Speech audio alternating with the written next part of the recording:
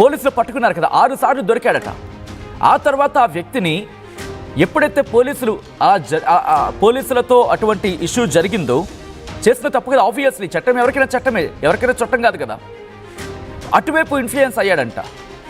Cut చేస్తే 22 ఏళ్లకే ఆత్మాహుతికి పాల్పడి చచ్చిపోయాడు. ఏది పుల్వామా. సో ఇప్పుడు ఇటువంటి అంశాలు విచారించాల్సిన అవసరం ఉంది. వీటిని ఇక్కడతో వదిలేయకూడదు. వీళ్ళు ఎందుకు ఇలా పోస్టులు పెడుతున్నారు, వీళ్ళు వెనకాల ఉన్నది ఎవరు, ఎందుకు చేస్తున్నారు, ఎవరు చేస్తున్నారు, ఏ విధంగా చేస్తున్నారు, ఎవరెవరు చేస్తున్నారు, అసలు ఎందుకు చేయిస్తున్నారు, ఇవన్నీ బయటికి రావాల్సిందే. ఆకతాయిగా చేసే పనా, పూర్తిగా బుద్ధి చెప్పాల్సిందే. అల్లరి కోసం చేసే పనా, నచ్చ చెప్పే మాట కాదు, గట్టిగా బుద్ధి చెప్పాల్సిందే. ఎందుకు ఇలా చేస్తున్నారు వీళ్ళు? ఆంధ్రప్రదేశ్లో పాకిస్తాన్ స్లీపర్ సెల్స్ ఉన్నారా అనే క్వశ్చన్ ఇప్పుడు తెర మీదకి వస్తుంది. ఈ అంశానికి సంబంధించి అప్డేట్స్ అందించేందుకు మా ప్రతినిధి మనోజ్ సిద్ధంగా ఉన్నారు. మనోజ్, ప్రస్తుతం రాజుకు సంబంధించి పోలీసుల ఇన్వెస్టిగేషన్ ఎంతవరకు వచ్చింది? Thank you Sachin. ఒకవైపు దేశం కోసం కొంతమంది యువత ప్రాణాలు అర్పిస్తుంటే, మరి కొంతమంది యువత బాధ్యతారహితంగా ఏ విధంగా సోషల్ మీడియాలో పోస్టులు అయితే పెడుతున్నారు. అయితే ఏపీలో ఇప్పటి వరకు కూడా ఇలాంటి పోస్ట్ అయితే ఎవరు పెట్టలేదు. కానీ అంబేద్కర్ కోనసీమ జిల్లాకు సంబంధించి అమలాపురం మండలం కామనగరువు ఈ గ్రామానికి చెందిన రాజు అనే ఒక యువకుడు ఈ వైజాగ్ లో ఉన్నట్లయితే పోలీసులు గుర్తించారు. తాను కాంట్రాక్ట్ పద్ధతిలో చిన్న పనులు చేసుకుంటూ ఉంటాడంటూ కూడా గుర్తించాడు. అయితే తాను పోస్ట్ పెట్టిన సందర్భంగా జై పాకిస్తాన్ అంటూ తన ఇన్స్టాగ్రామ్ లో ఒక పోస్ట్ అయితే పెట్టాడు. ప్రస్తుతం ఇదే మనోజ్, ఐ రిక్వెస్ట్ మీరు మాత్రం జై కొట్టకండి, ఆ పదం కూడా పలకండి. కుదిరితే పాకిస్తాన్ కు జై కొట్టే ప్రయత్నం అనండి, వారిని మనం జై కొట్టడం ఏంటి ఆ దరిద్ర కొట్టే దేశానికి? పాకిస్తాన్ జై అంటూ అతను ఇన్స్టాగ్రామ్ లో పోస్ట్ కూడా పెట్టిన సందర్భం అయితే చూస్తున్నాం. అయితే దీనికి సంబంధించి ఒకవైపు దేశవ్యాప్తంగా కొంతమంది యువత దేశానికి సేవ చేయాలంటూ మురళీ నాయక్ లాంటి కొంతమంది యువత దేశం కోసం ప్రాణాలు అర్పిస్తుంటే, ఈ విధంగా రాజు అనే యువకుడు ఈ విధంగా పెట్టడం పట్ల అందరూ కూడా అతనిపై చాలా మండిపడుతున్న పరిస్థితి. ప్రస్తుతం రాజు వైజాగ్ లో ఉన్నట్లయితే పోలీసులు గుర్తించారు. అంతేకాకుండా అమలాపురంలో రాజు ఇంటికి కూడా స్థానిక అమలాపురం టౌన్ పోలీసులు అయితే వెళ్లారు. అయితే రాజు గతంలో ఈ విధంగా పోస్టులు ఏమైనా పెట్టాడా, లేకపోతే రాజు ప్రవర్తన ఏ విధంగా ఉంటుంది, రాజు వ్యవహార శైలి ఏ విధంగా ఉంటుంది, అతని స్నేహితులు ఎవరు, అందరినీ కూడా పోలీసులు అయితే విచారిస్తున్నారు. ఎందుకంటే ఇది చిన్న అంశం కాదు, చాలా పెద్ద స్థాయిలో వ్యవహారం కాబట్టి దీనిపై పోలీసులు కూడా కన్నెర చేస్తున్న పరిస్థితి. అంతేకాకుండా వైజాగ్ కూడా వైజాగ్ పోలీసులకు కూడా సమాచారం ఇచ్చారు. అయితే రాజు సోషల్ మీడియా ఖాతాలపై పోలీసులు అయితే నిఘా పెట్టిన పరిస్థితి. ఈ సందర్భంగా పాకిస్తాన్ కు జై కొడుతూ అతను రాజు పెట్టిన పోస్ట్ ఇప్పుడు వివాదాస్పదంగా మారింది.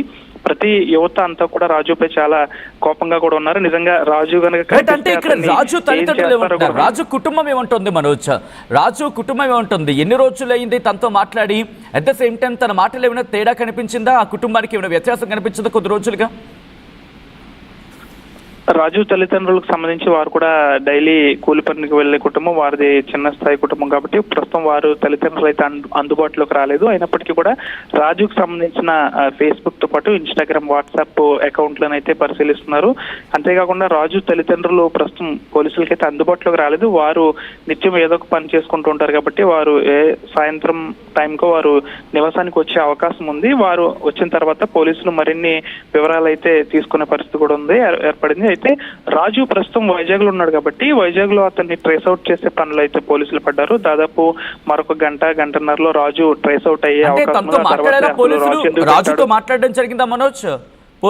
ప్రస్తుతం రాజుకు సంబంధించిన మొబైల్ నెంబర్ అయితే నాట్ రీచబుల్ అని వస్తుంది. అయితే రాజు ఈ విధంగా ఎందుకు చేశాడు? ఒకవేళ అతను ఏమన్నా మద్యం మత్తులు ఈ విధంగా చేశాడా, లేకపోతే ఈ మధ్య కాలంలో సోషల్ మీడియా కొంతమందిని యువకులను హీరోలను చేస్తుంది కాబట్టి ఈ విధంగా పెడితే అందరికీ తెలుస్తానా అనే ఉద్దేశంతో రాజు పెట్టాడా, లేకపోతే తాను మద్యం మత్తులు ఈ విధంగా చేశాడా అనేది అయితే తెలియాల్సి ఉంది. ప్రస్తుతానికైతే రాజుకు సంబంధించి అతని యొక్క మొబైల్ డేటా, మొబైల్ సిగ్నల్ ఆధారంగా పోలీసులు అయితే నిఘా పెట్టారు కాబట్టి ప్రస్తుతం వైజాగ్ పరిసర ప్రాంతాల్లో ఉన్నట్లు ఆయన గుర్తించారు. కాసేపట్లో పోలీసులు కూడా అతన్ని ట్రేస్ అవుట్ చేస్తారు. ట్రేస్ అవుట్ చేసిన తర్వాత రాజునికి సంబంధించి అతని వ్యవహార శైలి ఏంటి, అసలు ఎందుకు ఇలా పెట్టాడు, మద్యం మత్తులో పెట్టాడా, లేకపోతే ఇలా సోషల్ మీడియాలో ఈ విధంగా వార్తల్లోకి ఎక్కే విధంగా ఏమన్నా కావాలనుకుని ఆ విధంగా పెట్టాడు అనే దానిపై కూడా తెలియాల్సి ఉంది. ప్రస్తుతం పోలీసుల దగ్గర ఇన్వెస్టిగేషన్ లో ఉందా, లేకపోతే ఇటు పోలీసులే ఆ కుటుంబాన్ని పూర్తిగా విచారిస్తున్న పరిస్థితి ఉందా? ఏం జరుగుతోంది? రాజుకు సంబంధించి తల్లిదండ్రులు ప్రస్తుతం అయితే వారు నిత్యం ఏదో ఒక పనిలోకి వెళ్తూ ఉంటారు. అయితే వారు పోలీసులకైతే ప్రస్తుతానికి అయితే అందుబాటులో లేరు, నివాసం వద్ద లేరు. అయితే కాసేపట్లో వారి నివాసానికి వచ్చే అవకాశం ఉంది. అమలాపురం టౌన్ పోలీసులు కూడా రాజు నివాసం వద్ద ఉన్నారు. అయితే గ్రామంలో ఈ విధంగా రాజు ఈ విధంగా పోస్ట్ పెట్టడం పట్ల గ్రామస్తులందరూ కూడా ఆగ్రహం వ్యక్తం చేస్తున్నారు. రాజుకు సంబంధించి కొంతమంది స్నేహితులను కూడా పోలీసులు అయితే విచారిస్తున్నారు. ప్రస్తుతానికైతే రాజుకు సంబంధించి మొత్తం కూడా అతను వైజాగ్ లో ఉన్నాడు కాబట్టి వైజాగ్ పోలీసులకు అతను చిక్కిన తర్వాత మిగిలిన విషయాలు అయితే బయటకు వచ్చే అవకాశం ఉంది. ప్రస్తుతానికైతే రాజు ఈ విధంగా ఇలాంటి పోస్ట్ పెట్టడం పట్ల ప్రతి యువత కూడా చాలా కోపంతో రగిలిపోతున్నారు. ఒకవైపు మురళీ నాయక్ లాంటి యువత దేశం కోసం ఈ విధంగా ప్రాణాలు అర్పిస్తుంటే ఈ విధంగా మద్యం మత్తులో ఈ విధంగా పెట్టాడా, లేకపోతే సోషల్ మీడియాలో ఇలా వైరల్ అవ్వాలని ఈ విధంగా పెట్టాడా అని దానిపై రాజు తల్లిదండ్రులు ఇంటి వద్ద లేరు. అయితే వైజాగ్ లో తన అడ్రస్ ట్రేస్ అవుట్ అయితే అసలు ఈ విధంగా ఎందుకు పెట్టాడనే దానిపై కూడా మరిన్ని విషయాలు వచ్చే అవకాశం ఉంది. సచిన్, మనోజ్, ప్రస్తుతం పోలీసుల ఇన్వెస్టిగేషన్ ఎంతవరకు వచ్చింది? అంటే రాజు ఇంకెంతసేపట్లో పోలీసులకు చిక్కే అవకాశం ఉంది? ఏమైనా ప్రత్యేక బృందాలను ఏర్పాటు చేయడం జరిగిందా రాజు కోసం? ప్రస్తుతానికి అయితే అమలాపురం టౌన్ పోలీసులు వైజాగ్ పోలీసులకు సమాచారం ఇచ్చారు. అయితే అతని మొబైల్ ట్రేస్ అవుట్ అంటే తన నెంబర్ తో ట్రేస్ అవుట్ చేసే పనిలో పడ్డారు. అతను యొక్క నెంబర్ వైజాగ్ పరిసర ప్రాంతాల్లో తగరపు వలస, ఇటు పాత అటువైపు ఉన్నట్లయితే చూస్తున్నారు. తగరపు వలస సైడ్ అతని యొక్క మొబైల్ డేటా సిగ్నల్ వస్తుంది కాబట్టి పాత గాజువాక తగరపు వలస ఇటు సైడ్ ఆయన ఒక సిగ్నల్ వస్తుందంటూ కూడా పోలీసులు అయితే చెప్తున్నారు. ఇక మాక్సిమం ఒక గంటన్నరలో అయితే రాజు పోలీసులకు పట్టుబడే అవకాశం ఉంది. ఆ తర్వాత అసలు రాజు ఈ విధంగా ఎందుకు చేశాడనే దానిపై కూడా పూర్తి స్పష్టత అయితే వచ్చే అవకాశం ఉంది. ఏదేమైనప్పటికీ రాజు ఈ విధంగా సోషల్ మీడియా ఇలాంటి దరిద్రపు పోస్ట్ పెట్టడం వల్ల యువత అంతా రగిలిపోతున్నారు. నిజంగా తన యొక్క స్వగ్రామంలోనే రాజును కనిపిస్తే కొట్టేలా కూడా ఉన్నారంటూ కూడా పోలీసులు అయితే చెప్తున్న పరిస్థితి. రైట్ మనోజ్, ఒక్కసారి మీరు లైన్లో ఉండే ప్రయత్నం చేయండి. ఇలాంటి వాళ్ళను ఏం చేయాలి? మరి ముఖ్యంగా జైల్లో పెట్టడం కాదు, వేరేని తీసుకొని సియాచిన్ ఉంది కదా, ఆ మంచు కొండలు ఉంటాయి కదా, ఆ పైన నిల్చోబెట్టాలి. ఎటువంటి చెప్పులు లేకుండా ఒంటి మీద కేవలం నామమాత్రపు షర్ట్, టీషర్టో లేకపోతే ఏదో ఒకటి అవి వేసి వాళ్ళని అక్కడ నిల్చోబెట్టేయాలి. కొద్ది గంటలు నిల్చోబెడితే చాలు వాళ్ళకి ఆ పరిస్థితి తెలుస్తుంది. ఎందుకంటే రోజుకు రోజు చలికి చచ్చిపోయి కనీసం నీళ్లు తాగడానికి నీళ్లు కూడా దక్కకుండా ఆ నీళ్ళ కోసం వాళ్ళు ఎక్కడో ఒక గొయ్యి తీసుకొని కప్పెట్టుకొని ఎన్ని ఇబ్బందులు పడతారో తెలుసా? ఈ కష్టాలు ఈ యువతకు తెలియాలి. ఇలాంటి బహుశా ఈ పదం కాస్త ఇబ్బందికరంగా ఉండొచ్చు. ఈ పోరంబోకు బ్యాచ్కి తెలియాలి, ఈ పోరంబోకు బ్యాచ్లకు తెలియాలి. ఇలాంటి వాళ్ళకు తెలియకపోవడం వల్లే మరి ముఖ్యంగా తల్లిదండ్రులది, మన సమాజం మీద చాలా బాధ్యత ఉంది. ఇప్పుడు యువత తప్పుదారి పట్టిందంటే బాధ్యత అది సమాజానిదే. ఇలాంటి వాళ్ళు ఎందుకు ఇలా చేస్తున్నారు? ఆకదాయిగా చేసిన తప్పే, అనుకొని చేసిన తప్పే, అనుకోకుండా చేసిన తప్పే, తప్పే. బాధ్యత అందరిది, తల్లిదండ్రుల నుంచి మొదలు పెడితే స్నేహితులు, టోటల్గా సమాజం మీద.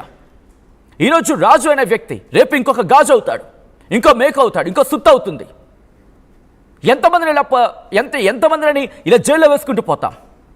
ఇలాంటి వాళ్ళకి శిక్ష విధించి ఆ వీడియోను చూపించాలి వీళ్ళకి. లేకపోతే ఇలాంటి వాళ్ళకి అక్కడ నిల్చోబెట్టి టీవీలో చూపించాలి వాళ్ళకి. ఎంత కష్టపడతారు ఆ గ్లేషియర్స్, సియాచిన్ గ్లేషియర్స్ దగ్గర. కొన్ని చోట్లయితే పాపం నీళ్లుండవు వాళ్ళకి తాగడానికి, వెచ్చబెట్టుకుని తాగడానికి కూడా సదుపాయం ఉండదు. రాజస్థాన్ లాంటి ఏరియాలో వాళ్ళకి నీళ్లు దొరకవు ఒకసారి. ఎంత దారుణంగా ఉంటాయో తెలుసా పరిస్థితులు? కుదిరితే వాళ్ళ కష్టాలని సోషల్ మీడియాలో ఉంటాయి కదా, వినండి. ఇంకా వీళ్ళైతే ఇక్కడికి వచ్చినప్పుడు మేము వాళ్ళతో మాట్లాడాలి.